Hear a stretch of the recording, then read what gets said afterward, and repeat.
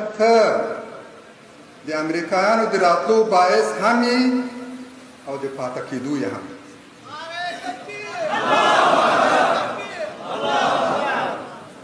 تا هغوی ته د راتلو لار پرانستله، تا ورته مجاهدین خلي سلا کړل، تا ورته ملت خلي سلا کړل.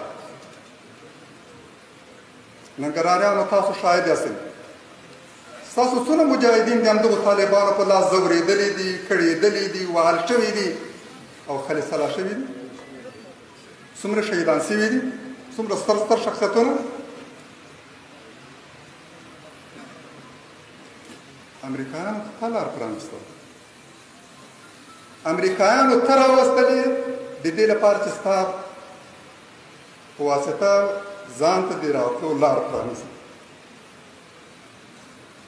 هر هوښیار افغان پوهېږي، ته هم پوهېږي چې ته څنګه جوړ شي او چا جوړ کړي او د کوم هدف لپاره. او اوس هم دغه د پاتې کېدو باعث ته یې. وتل د کندوز پېښه د دې باعث کړه چې هغوی پاتې شي او نور راشي. حالات ورته ډېر زیات په واضح توګه معلوم دي چې ته څنګه کندوز ته ننوتلی، ته څنګه خطرناکې لومې کې ونښتلی،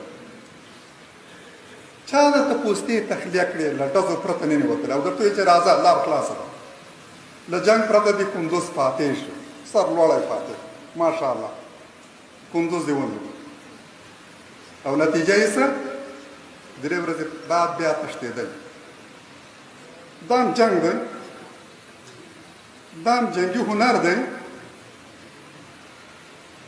دا هم عقل دی خدای لپاره. موږ مجاهدینو تر ډېره که کافر وي او که مسلمان سره فاصله جنګ نشته.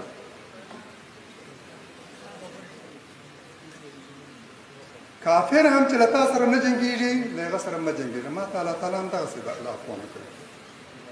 نعره تکبیر. د یو کافر چې له ما سره نه جنګېږي د هغه وژل په ما باندې الله تعالی دغسې حرام کړي لکه د یو مؤمن وژل.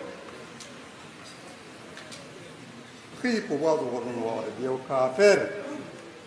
یو کافر وژل د الله تعالی دین په مسلمان باندې دغسې حرام کړي لکه د یو مسلمان وژل.